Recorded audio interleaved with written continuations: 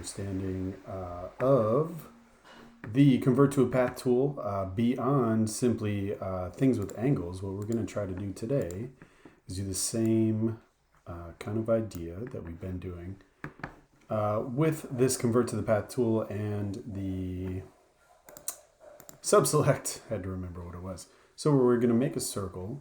We're going to convert it to a path. Then we're going to come over here to the subselect tool and see what happens when we click on these circles. So notice they're circles now, they're not rectangles. So when you click on one of these circles, you get kind of these series of what's called handles that pop out on either side. And they do a slightly different thing. And of course, this is taking a little bit of time to figure out exactly what's going on.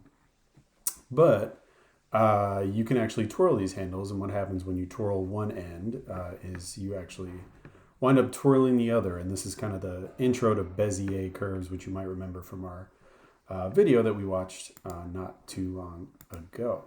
So we're going to try that again, see if it works. There we go. All right, so that's what happens. The further you pull one of these corners away from its original anchor point, the more extreme this curve becomes. And this curve is affected not only by that handle that we just pulled, but it's also affected by this handle.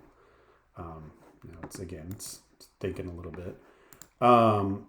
So when you are creating or messing around with your handles, just remember that there are two different kind of components to a curve for changing the curviness of your curve. So what we can do is kind of move these anchor points around and try to get it into a shape that kind of resembles our raindrops.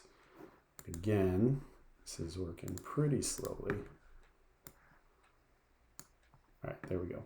So if the further you pull away from the anchor point, the more extreme your curve becomes.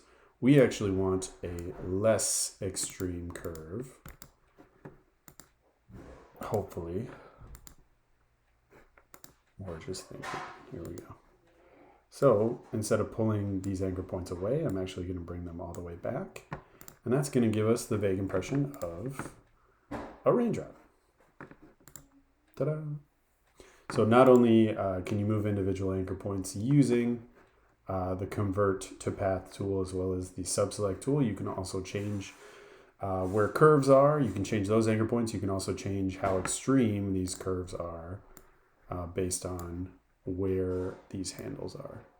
So experiment with that using a few different shapes and see how that works for you.